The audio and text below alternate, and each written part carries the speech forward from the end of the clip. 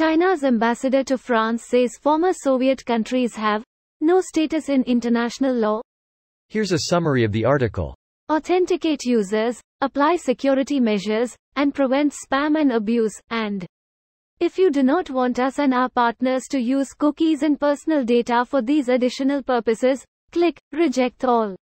If you would like to customize your choices, click Manage Privacy Settings. You can change your choices at any time by clicking on the Privacy Dashboard links on our sites and apps. This post received a score of 13,000, with an upvote ratio of 95%. Here are the top comments in response to this article. China's ambassadors to Kazakhstan, Belarus, Uzbekistan etc. should probably be told. And Russia.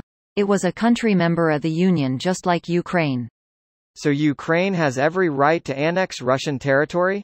Kiev has more historic right to those lands than Moscow.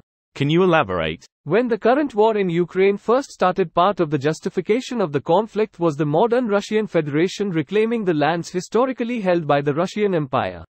So if Moscow wants to justify their expansion using historic maps from a long-collapsed monarchy, Kiev can point to even older monarchies with even older maps that show they own all of Eastern Russia. As a side note, any religious justification would also be historically stupid, since it was the Kiev-based government that first introduced Christianity to that area. Moscow has no right to annex territory, and neither does Kiev. Exactly.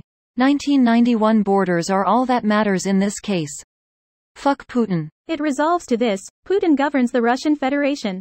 Ukraine was never part of the Russian Federation. It is a simple invasion of another country, no different than the Hitler invading other countries to take territory. Russia is a criminal entity. Ukraine should have kept the nukes. If Ukraine joins NATO, they'll get to host some first-class nukes. Why do you think Russia consistently makes it impossible for some of those countries to join NATO to begin with?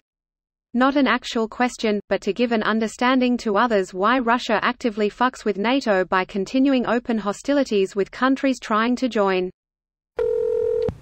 So did China vote in favor of their admittance to the UN in the 1990s?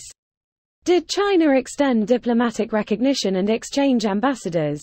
Did China enter into any treaties or international agreements with them?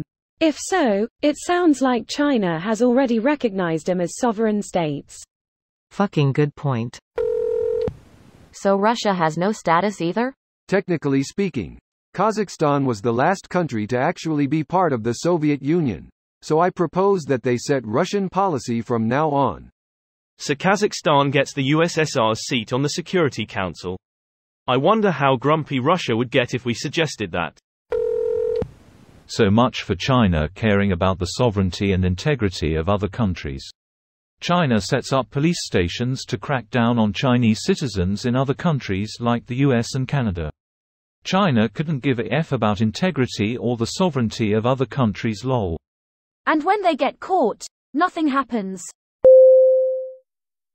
This video was automatically created by Reddit to speech. The article and comments in this video were selected from Reddit according to their upvotes, and any paraphrasing was performed by smmry.com, without any human intervention.